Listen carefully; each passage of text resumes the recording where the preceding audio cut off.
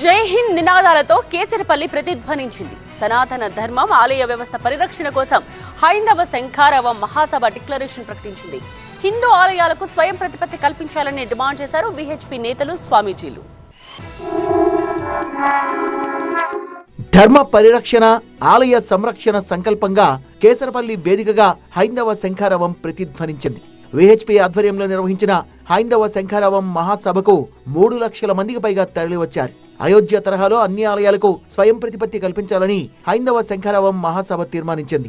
ఆలయాల స్వయం ప్రతిపత్తికి చట్ట సవరణ చేయాలని, ఆలయ వ్యవస్థలో అన్యమతస్థుల్ని తొలగించాలని, వినాయక చవితి, శోభాయాత్రలపై ఆంక్షలు విధించొద్దని, పండుగలపై ఆర్థిక భారం మోపొద్దని, ఆలయాల ఆదాయాన్ని ఆధ్యాత్మిక క్షేత్రాల అభివృద్ధికి, ధర్మ ప్రచారానికి మాత్రమే వాడాలని, ప్రభుత్వం మరే ఇతర కార్యక్రమాల కోసం ఆలయ నిధుల్ని వాడొద్దని హైందవ డిక్లరేషన్ ప్రకటించారు.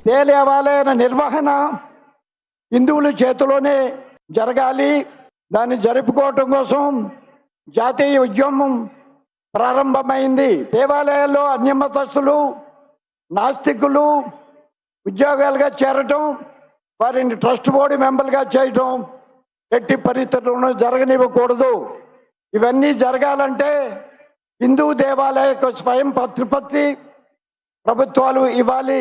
హిందూ దేవాలయాలకు పూర్తి స్వయం ప్రతిపత్తిని కల్పిస్తూ వెంటనే చట్ట సవరణ చేయాలి.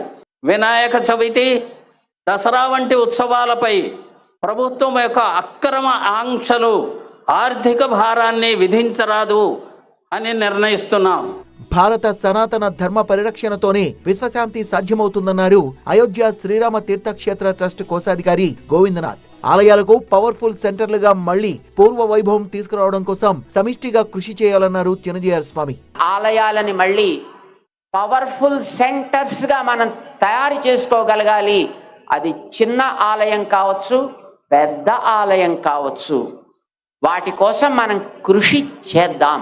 మీ అందరికీ కూడా ఆ సంకల్పం దృఢమవ్వాలి, స్థిరమవ్వాలి. మన పెద్దలందరూ మనకి ఎప్పుడు రక్షగా ఉండాలి అని ఆశిస్తూ జై శ్రీమన్నారాయణ. బోల్ సీతారామచంద్ర మహారాజ్ కి. పవన సుత హనుమ. Like, share, subscribe.